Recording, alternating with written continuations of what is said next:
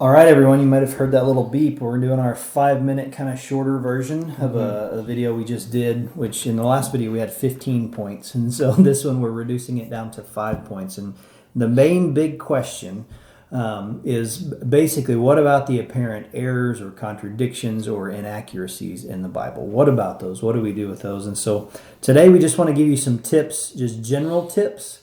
If you face somebody brings one of these up to you, some things, really, it's more things not things to avoid, yeah. Things to avoid. And so we'll just jump right in. And the first tip that we give, and we found this, it was all of this really information came from the North American Mission Board website and an author named Norman Geisler. So we're not stealing from them. Well, we did, but we're giving credit. Yes. That's what. So it's not stealing. Yeah. Here's one of the first tips when you see these maybe apparent contradictions or somebody brings these up. A mistake that people make is assuming the unexplained is unexplainable. Don't do that. Don't just automatically assume that if you face a hard question or somebody brings a contradiction and you don't have an answer, don't assume that because it's unexplained that it is unexplainable. Mm-hmm. I've found over the years that's happened to me a lot of times. Somebody will bring something up to me and I'll be like, man, that has a potential to rock my faith.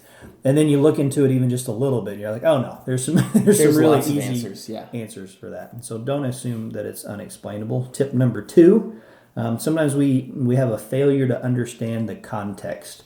There was a certain context that each of the books of the Bible and even parts of the books, a certain context they were written in.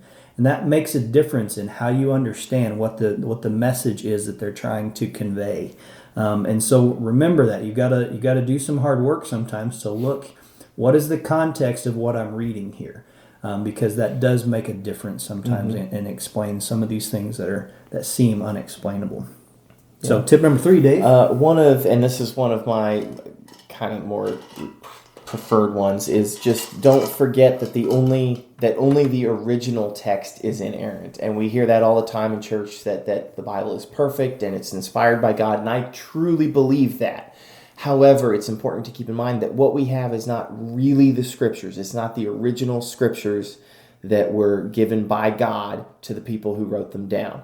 It's thousands of copies that have been compiled together into the best representation possible.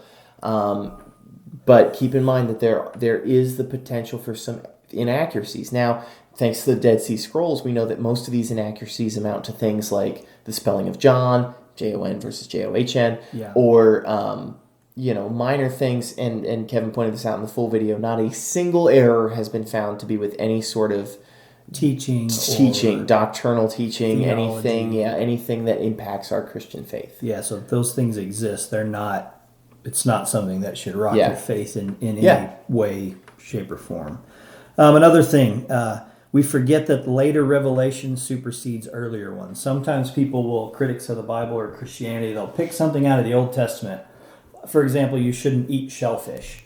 And they'll say, well, do you ever eat, what's a shellfish? Is a shrimp a shellfish? I don't know. No, I think so. Whatever. Do you ever eat this or that? If so, you're not really a lobster. If so, you're not really a Christian, forgetting that we have revelation later in the New Testament that says like those things are clean and we can actually do that now. And in particular, the revelation of Jesus Christ coming along and fulfilling the law so that we're not under the law anymore. That's a huge deal. And so, yes, there are things that if you read them out of context in the Old Testament, it would look like we were messing those up. But don't forget that Jesus made a difference. He changed some things. He fulfilled again. Otherwise, what are we here for? He fulfilled those laws. So later revelation supersedes earlier ones. And then the final one we're going to talk about in our short video here with almost 30 seconds left.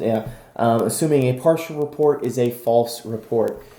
Say I mugged someone and 2 people saw it. It's possible. Look at the beard. Possible. Look at it. And one person says, yeah, I saw him. He had a beard, he was wearing a red shirt, and cowboy boots. And then another person says, yeah, I saw the guy clear as day. He had short hair, he was wearing Wrangler jeans, and he had a Fitbit watch on. Both those reports are true, even though they are completely different. They're both 100% true. Yeah. And we see that in all 4 Gospels. The reports are slightly different. It's not because one is false. it's because they're just different perspectives. Very close. We were very close. Yeah. All right, that's your short video. That's the short Enjoy. video. Have a great day, great week.